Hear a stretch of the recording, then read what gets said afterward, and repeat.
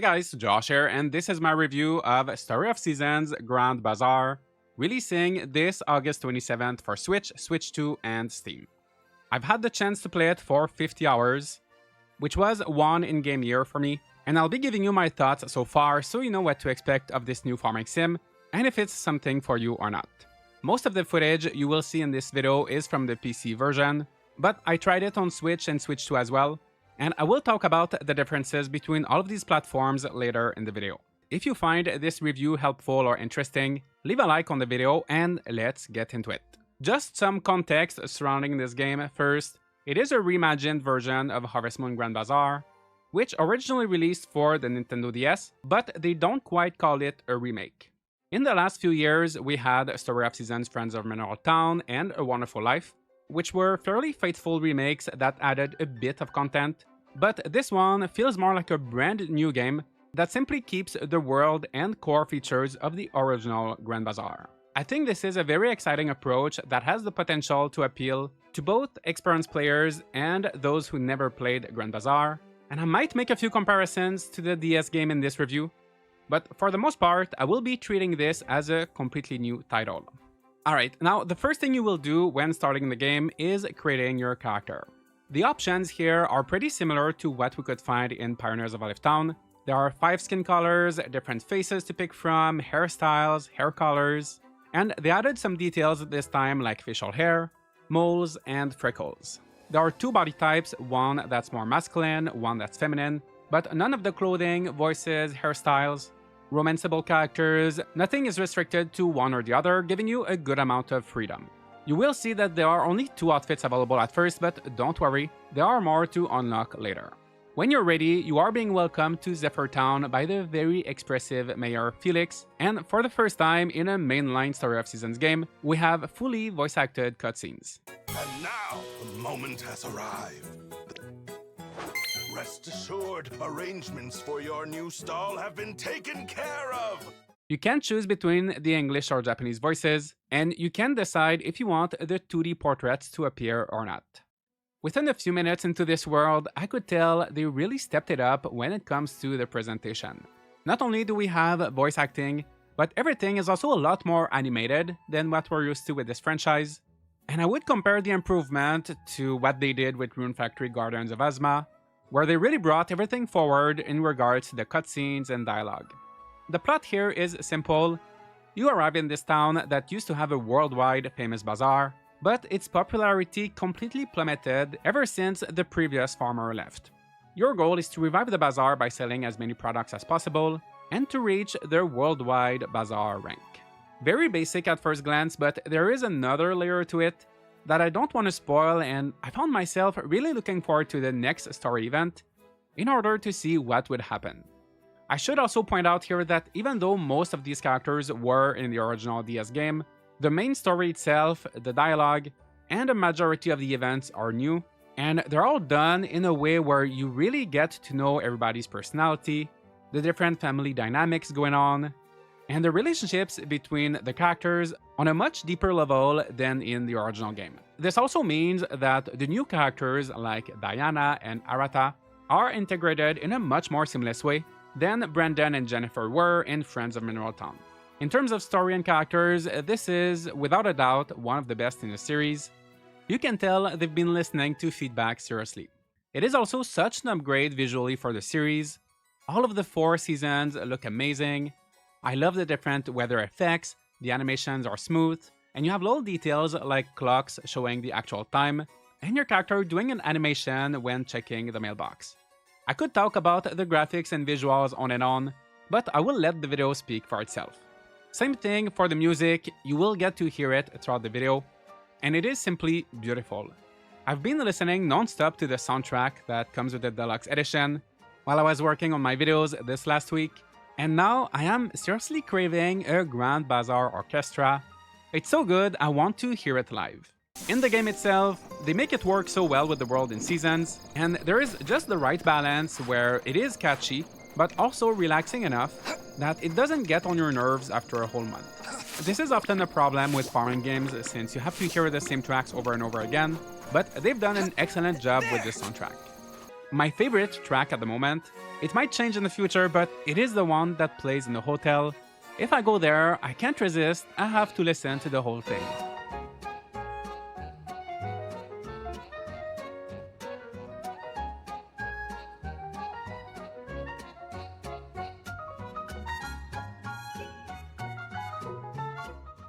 So, Grand Bazaar looks good, sounds good, but is it fun? Well, yes, it is. Let's talk about the farming, a very important part of the gameplay loop, of course, but it will not take too much time out of your day. From the very beginning, you can jump to cover a wider area with your tools. You can harvest crops with a ground pound. Everything feels so quick, fun, and responsive. And even after 50 hours, farming never gets tedious. If you have some spare time throughout your day, you can water twice for faster growing crops, as well as fertilize daily for an increased quality. If you're lucky, you can also harvest rare crops, which work in a similar way it did in Pioneers of Town. And overall, farming will feel familiar, but it has just enough tweaks and additions to keep it interesting. One new thing here is that during storms, which are very rare, I've only had one in summer and one in winter, the radio will make sure to warn you a day beforehand, but you will have to make sure to put windscreens around your fields, otherwise they will die. Those windscreens are not too difficult to craft, but you may want to prepare, make a few in advance. They give you an extra little thing to think about, and I like that there are some consequences. By the way, exploring Zephyr during a storm is such a joy. Your character physically gets pushed around by the wind, which is such a nice attention to detail, but it is also making you so much faster with your glider, and I love how everything just feels and looks. Storm or no storm, there are a few areas only accessible with certain wind levels, a few shortcuts to discover, barrels that help you reach certain things, you can eventually double jump, go on rooftops. It is not a huge world by any means, and I think they could have used the glider mechanics a bit more, but Zephyr Town is a fantastic place to run around and glide in. Back to our farm, there's also wrenching, of course, and switching from, let's say, your watering can to your brush or milker is very easy since there is a bar dedicated to your tools where all of them will fit at all times, and then you have a bar or multiple bars in fact for items. So you never have to rearrange anything to find the correct tools, and overall the controls are so intuitive. Caring for your animals is straightforward. Your first barn is connected to your house, and that is where your cows, sheep, alpacas, and chickens will coexist. Their food goes in two big piles, one for the fodder and another one for the chicken feed, meaning you don't have to tediously feed them one by one. You just grab the eggs, milk, wool, and if you want to increase their affection points, you can brush and pet your animals. You can also bring your animals outside using this handbell. You will have to wait a bit for them to follow you, and once outside, they will gain extra happiness. And if there is grass growing in your pasture, they will eat it. At the end of the day, it's the same process to bring them back in. And honestly, it is so fun to just run around the pasture and ring the bell. Eventually, you do have pets that will herd the animals automatically, but you will have to give them treats and train them through a minigame. This whole thing might be a minor detail to some, but I like how you actually have to do something for your animals. I've been noticing many farming games in recent years where animals either go in and out completely on their own, or you just have to press one button, and it ends up feeling like you're not doing anything and the farm is just something in the background that runs by itself. Here there is just the right balance where it's not too much work that it's tedious, but you still have to do something yourself, at least until you've made more progress and trained your pets to take over.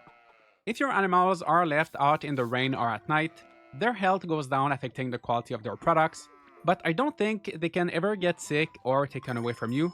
I would like if there were a bit more consequences, but overall, you are still incentivized well enough to care for them. I also like how the breeding mechanics work. So if you remember, in the Mineral Town remake and in Olive Town, you had to breed your animals over and over again if you ever wanted to get the highest quality products. Here, even the very first animals you get can reach the highest quality, but by breeding them, the offspring will start with about half of the affection and happiness of the parent. So let's say you have a cow producing 5-star milk. Her calf, when she grows up, will start around 2.5 stars, instead of 0.5 if you were to buy a cow from the store. So that is a fun incentive, and you also get a chance of getting an offspring of a different color. So now I have this brown cow, as well as this chicken that is black and brown. They're not different types of animals, they produce the same stuff, but I am looking forward to seeing all the colors that exist. Once your farm work is done, there is still a lot to do around Zephyr Town. You can use your hatchet, which combines axe and hammer, to gather wood and ores, your sickle to collect herbs and flowers, or your hoe to dig up these little treasures. Again, you can jump to cover larger areas with your tools, and all of it feels so satisfying. You can also catch bugs that will change based on the season and time of day, and there is fishing, of course. I mentioned this in my preview a few weeks ago already. It's not my favorite fishing minigame, but I don't mind it. You just move the stick in the direction of the orange arrow, wait a bit for the next arrow to appear, and you keep doing that for all of the fish icons on your screen before the bar depletes. I find it a bit slow. It doesn't really feel like I'm fighting to reel in a fish. There's not a lot of tension, and I preferred the minigame that was in Olive Town. It's not a deal breaker or anything like that, but in contrast to how all of the other activities feel so satisfying, this one is a bit underwhelming.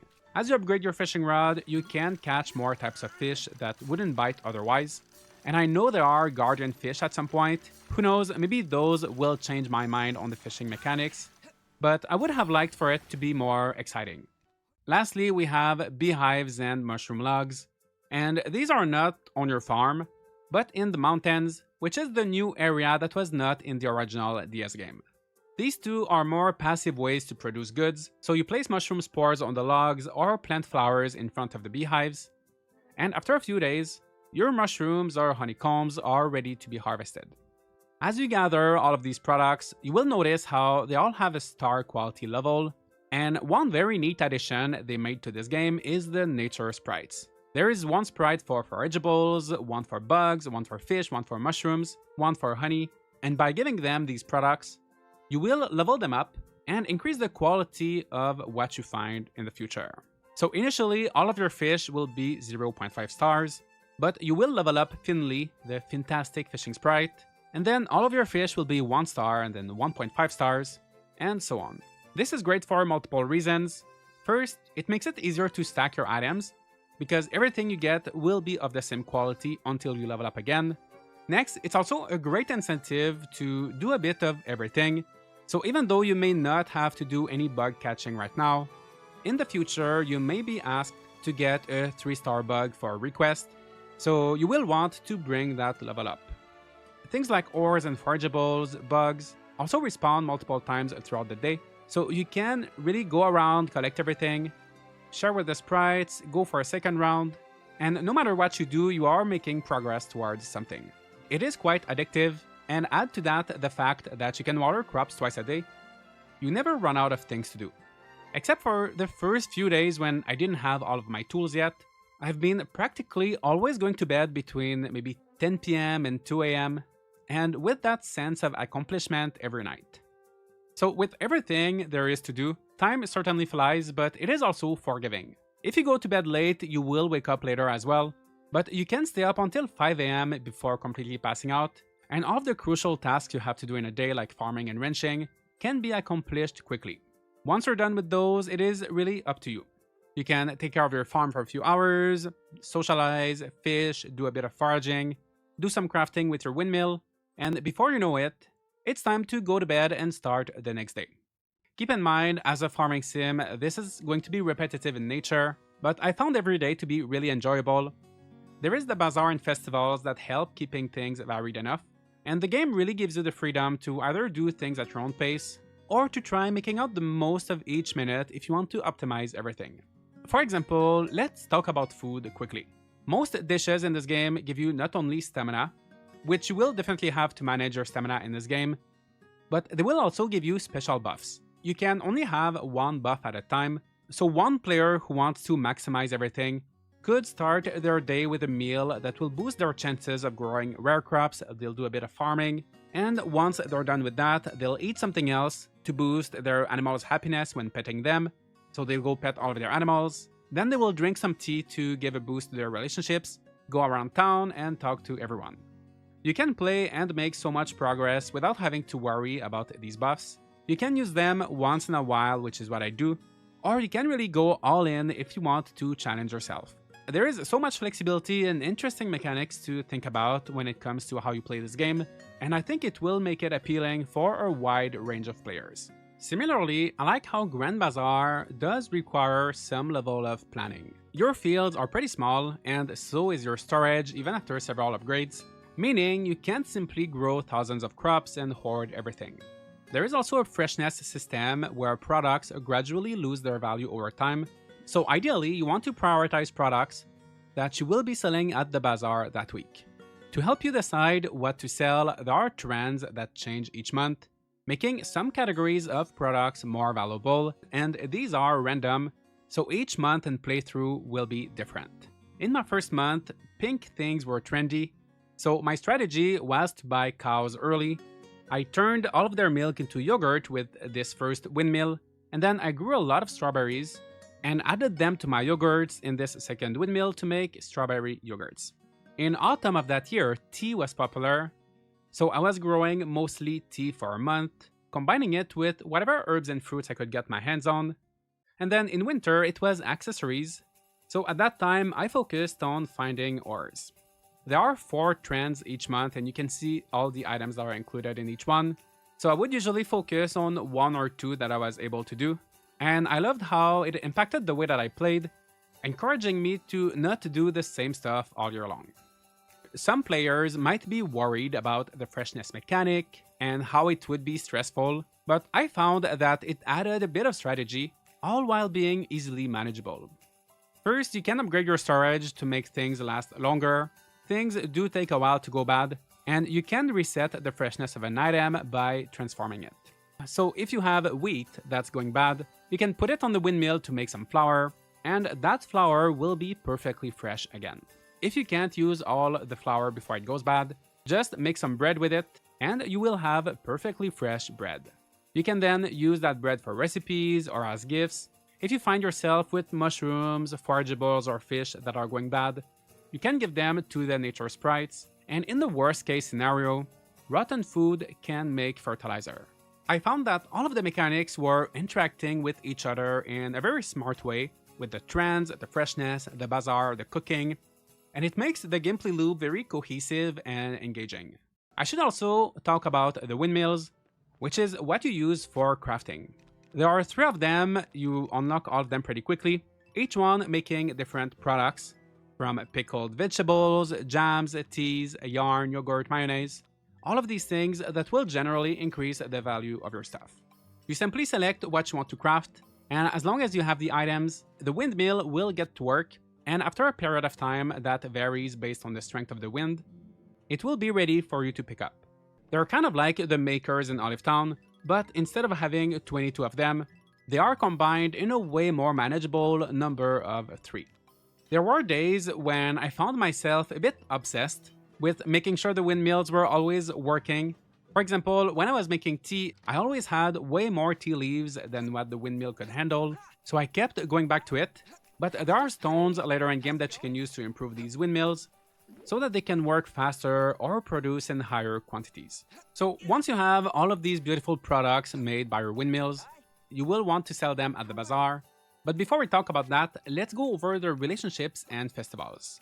I already said it, but the cutscenes and dialogues are better than ever, so getting to know everyone is rewarding in itself. But there is more, as characters will now also have requests for you, asking you to get specific items or do certain activities, and in exchange they will give you items, or more exciting things like a new outfit, or they might even open their own stall at the bazaar. Another new mechanic with relationships is that certain relationship levels are now locked behind certain requests or events, and until you complete them, you won't get any extra hearts, which prevents you from just rushing and maxing out all of your relationships super quickly.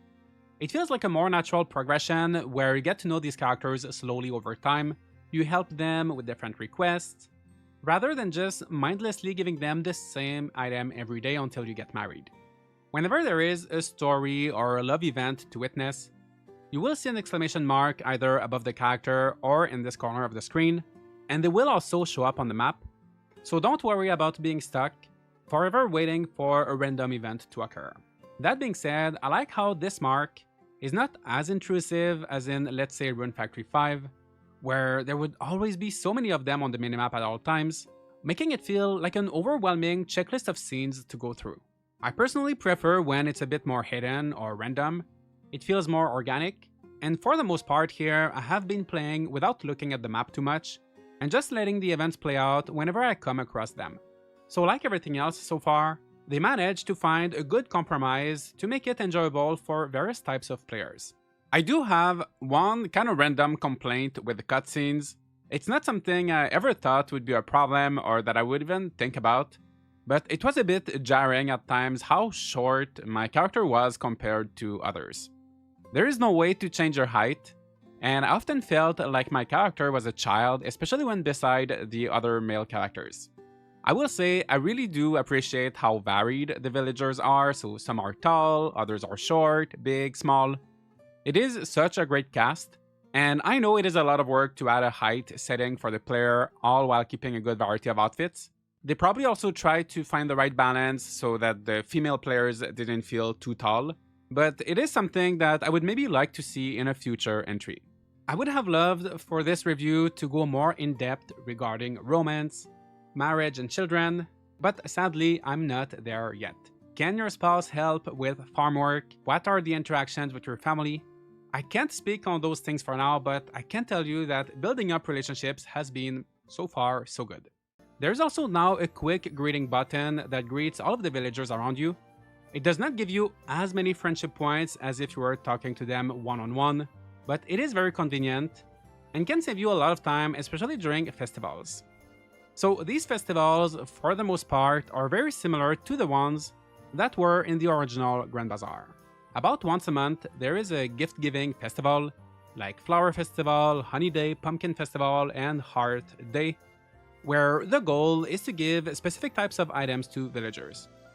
On Heart Day, for example, you have to give them warm meals like soups, and they will give you a dish in return that you can then eat and learn how to cook yourself. Then you have the Summer and Winter Horse Derby, which is the most active festival, and it might be my favorite horse racing kind of minigame in the series. During the Summer Derby, you get points by jumping over these fences, and in winter, the goal is to catch as many bells as possible. The speed of your horse is determined by its training and affection, and during the course, your stamina can be replenished with the carrots that you find on the track. There are 3 courses for summer, 3 for winter, and you can practice them at any time as long as it's not raining, which not only lets you as a player get familiar with the course, but it also actually trains your horse. Outside of the derby, for me, horses are often hit or miss in farming games, where either I use them all the time or not at all. At first with Grand Bazaar, I was wondering, what is the point of having a horse if I can glide? But in the end, I found myself riding the horse almost every day.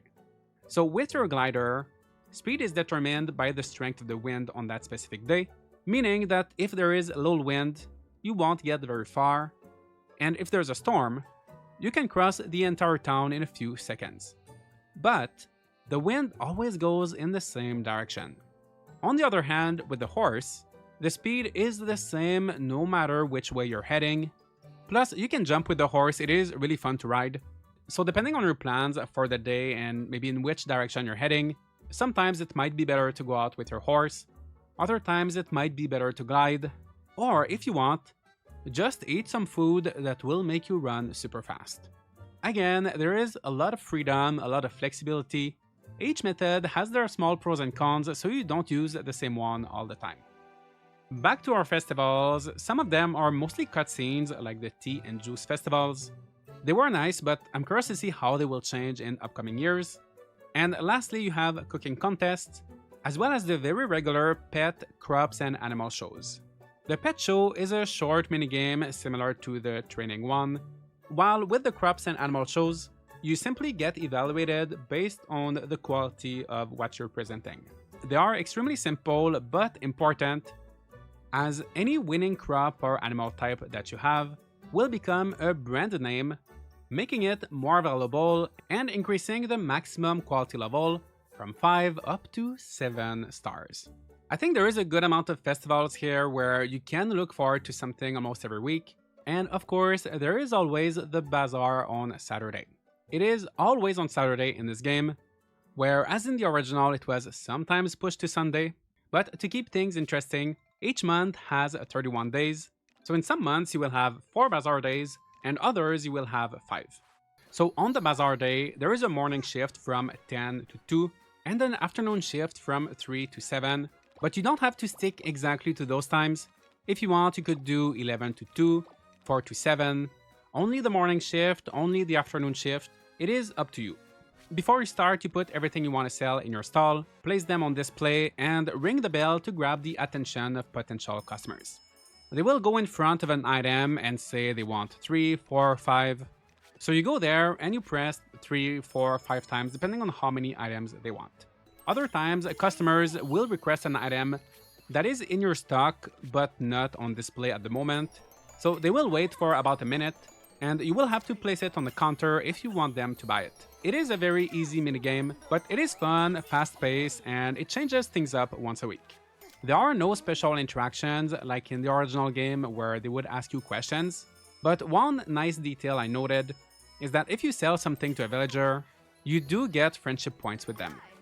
If you perform well enough, you can summon your cheer squad, which are the nature sprites, who will boost the quality, price, freshness, and everything of your goods based on their level that I talked about earlier. So that is another reason for leveling up the sprites. One complaint I have with the Bazaar though is that even without the help of the sprites, even with hundreds of items, I am usually able to sell everything in a single shift or maybe a shift and a half. I never really had to stay at the Bazaar the entire day or struggled to go through my stock. In the original game, if you did not combine your items as much as possible, let's say you tried to sell 100 milk and 100 eggs, instead of mixing them and just making 100 puddings, you would most likely end up with unsold items at the end of the day. But here, I can have 300 cabbages, and even if they're not trendy, they are going to sell out. Sure, there is a maximum of items that you can put in your stock for each shift, so there is certainly an incentive to prioritize the good stuff, but I wish there was a bit more difficulty. We'll talk more about that in a minute, but first, let me say I love the weekly loop of preparing for the Bazaar, getting there to sell everything, and then shopping. There are only 2 shops in town, Miguel who sells seeds and general goods, and Madeline who sells food at the cafe, so anything other than that, you get on Saturday, making it a day you're excited and looking forward to every week. Storage expansions, new fields, decor for your Bazaar which also boosts your sales, the quality of your stuff, animals, a wider variety of seeds and food, outfits, new techniques such as sowing or harvesting 9 seeds at a time, wonder stones to improve your windmills. The nature sprites also have their own special little shop as well. There is a lot. But the entire time I was playing, I couldn't take off my mind the fact that I was making so much money compared to the cost of everything. 100,000 for storage expansion might sound like a lot at first, but when you make 200,000 at the end of your first month, or 1,200,000 in winter, you realize it is nothing. I was able to buy so many upgrades every week, and yes, all of it was fun, but I was not getting the usual satisfaction you should get when you work hard to unlock something as cool as a new field or a new barn.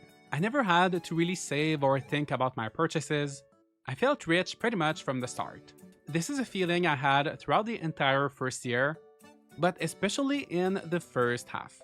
Not only with the Bazaar, but I was meeting new characters that I was not expecting so soon, upgrading my tools so fast, leveling up the sprites one after the other, which is a nice rush of dopamine I guess, but I kept thinking, what am I gonna do in year 2?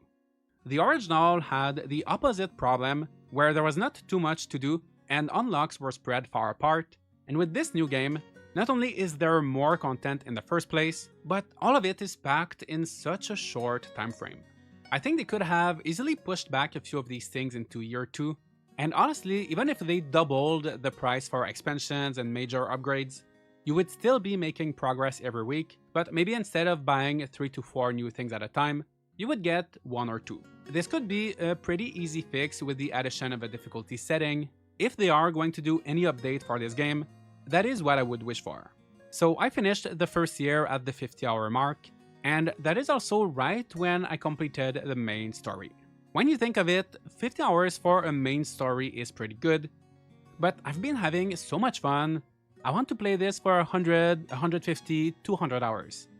This was my main issue when I played Rune Factory Guardians of Azma earlier this year, where I absolutely loved going through the story the first time, but then I was left craving for more endgame content and replayability, and I was worried the same would be happening here. Luckily, I have some good news. I won't spoil anything, but after getting the Bazaar to rank 7, there is something else requiring you to keep making more money and giving you rewards. I don't know exactly how much this is adding to the game, but from what I can tell, I would say at least an entire second year. Plus, there is an encyclopedia to complete, and it tells you the highest quality of every crop you harvested, dishes you cooked, along with, of course, all the fish and bugs. So if you want to max out and complete everything, which would include getting the bronze, silver, and gold trophies for all of your crops and animal types, meaning they would each have to enter 3 times, it will keep you busy for a long time. You also have these mementos you can display on a shelf, so unique items you get from relationships, trophies from festivals, and other things to collect. There are power berries to find as well. I'm missing quite a few of those, so I have no doubt that I will be spending a lot more time in this game, but part of me still worries that even in this endgame content, I will be wanting to have more things to buy, and I wish that the main content would have been stretched out a bit more. With all of that being said, I have been playing on PC until now. I forced myself to stop at 50 hours, so I could get this video done on time, but I can't wait to dive back into it. And in fact, I'm so motivated to start it all over again on Switch 2 for the portability factor. And you should know that I typically don't like starting over in games. On PC, I have been playing with a controller, it has been running smoothly, and I've had no issue except for one single bug. There was one time when I was training my dog, and usually with the minigame you do, I think, 5 actions, and you're done within a few seconds. But for some reason, that time the game took very long breaks between each of the actions. I think some of the animations must have been getting stuck or something. I was about to restart the game, but eventually it did go through and everything was fine after that. I also have to say that if you are planning to play with mouse and keyboard, it is doable but not as intuitive, as is always the case with Story of Seasons. For example, in your inventory, you can't do a normal drag and drop. You first have to click on an item, then click on the square where you want to move it, which is something you get used to, but it's not the most natural for mouse and keyboard, and if you have access to a controller, it will be the best way to play. I also got to try it on Switch 1 and 2. Keep in mind, it was a quick look, but here's what I noticed. On Switch 2, there is the mouse feature, which works the same as it does on PC, but considering that you're already playing with a controller on Switch 2, at least for me, I can't see myself using that mouse feature. Graphically, going from PC to Switch 2, right away I saw that the edges were more pixelated, but other than that, it is pretty much the same, and that tiny difference is mostly noticeable in docked mode on my 1080p monitor. In handheld, you would have to look really close to see it. It's also been performing well from the little bit that I tested, and like I said, going forward, I will be playing this game primarily on Switch 2. On the original Switch, there is a bit of a blur, but honestly, the difference is not that big, and it actually kind of smooths out the pixelated edges that were noticeable on Switch 2. I will put some side-by-side footage of Switch 2 and 1. I will let you be the judge, but I wouldn't mind playing this on either one. The only thing I would want to see is how it performs during storms, as that is when there's so much more going on the screen. But I'm just not there yet, unfortunately. If anyone has played it on Switch 1 during a storm, let me know your experience if you had any issues or not, and I can pin your comment for others to see.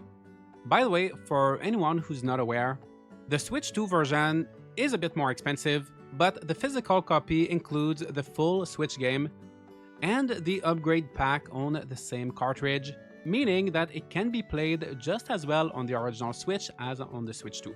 So if you are planning to make the move from Switch 1 to Switch 2 in the future, it could be worth getting the Switch 2 version now, as you will have everything on the cartridge instead of having to buy the upgrade separately and digitally later down the line. So these are my thoughts after playing 50 hours of Story of Seasons Grand Bazaar. Funnily enough, even though I completed the main story, I feel like these are just my first thoughts and that I'm barely getting started. I might make another video after 100 hours once I know everything there is to know about this game, but so far it is my favorite Story of Seasons game, maybe not from the entire franchise, but at least from those in the Switch era. It is way above previous games in terms of visuals, story and characters. It offers tons of interesting mechanics like the Bazaar, the freshness, the windmills, and I can see potential for replayability if you want to experience a playthrough with different trends, challenge yourself by reaching certain milestones by certain dates, so I could see the community talking about this game for a while. I struggle to find negative points besides the pacing of the first year. I would say it is possible that the freshness system, limited storage, and small fields might not appeal to everybody, but they are designed to work so well together, and I think that the game would lose something big if it didn't have these constraints. Also, not really a negative, but just things I wish were there. Maybe a little bit more customization. So in the original game, there was this wooden sign to draw on, and this could have been so fun using the Switch 2 mouse feature. Even just remodeling your house or picking from different styles of furniture would have been nice. Otherwise, fantastic game. I've been looking forward to it for so long, and it meets my expectations. I am not disappointed. But let me know now what you think of Story of Seasons Grand Bazaar. Do you like it or not? Are there things you wish were different? Tell me in the comments, and I will have a lot of videos and live streams about this game. So leave a like and subscribe for more content like this, and I'll see you all in the next video.